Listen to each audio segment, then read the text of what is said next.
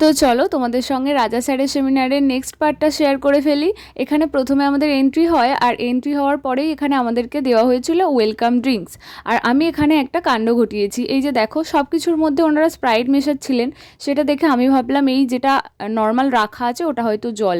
আমি যেহেতু cold drinks খাই না, তো ওটা আমি জল ভেবে নিয়েছিলাম, খেয়ে দেখলাম যে ওটাও স্প্রাইট, তো আমি আর খাইনি, পুরোটা রেখে দিয়েছিলাম।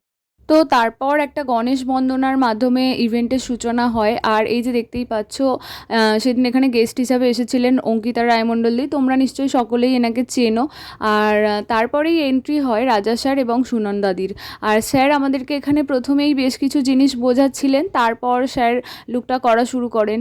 আর রাজা স্যার আর সুনন্দাদি দুজনে এত এত ভালো মানুষ, সেই সঙ্গে মিষ্টি দিও, মানে এনারা তিনজনে এত ভালো মানুষ যে আমি তোমাদেরকে বলে বোঝাতে পারবো না, এতটা কাইন্ড হার্টেড পারসন।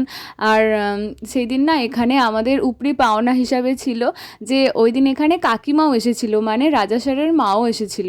তো যাই হোক, একটা লুক কমপ্লিট হওয়ার পর আমি লাঞ্চের জন্য চলে আসি। আর লাঞ্চে না অনেক কিছু ছিল, সব কিছু আমি নিইনি, আমি যতটুকু নিয়েছিলাম তোমাদেরকে দেখালাম। আর খাওয়া দাওয়া খুব ভালো হয়েছিল।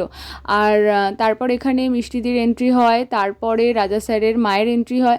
আর এই যে এখানে স্যার আমাদেরকে এয়ার ব্রাশ মেকআপটা একটু বোঝাচ্ছিলেন, হাতের মধ্যে একটু স্প্রে করেছিলেন। তারপর আমি ওখান থেকে বেরিয়ে আসি, আমি বাসে করে প্রথমে চলে আসি হাওড়া স্টেশন, তারপর ওখান থেকে ট্রেন ধরে আমার গন্তব্য উলুবেড়িয়া স্টেশনে চলে আসি। আর এসে দেখি আমার বর আমাকে আনতে চলে এসেছে। তো চলো আজকের মতো ভিডিওটা এইটুকুই, তোমাদের কেমন লাগলো আমাকে কিন্তু অবশ্যই জানিও, ভালো লাগলে লাইক আর ফলো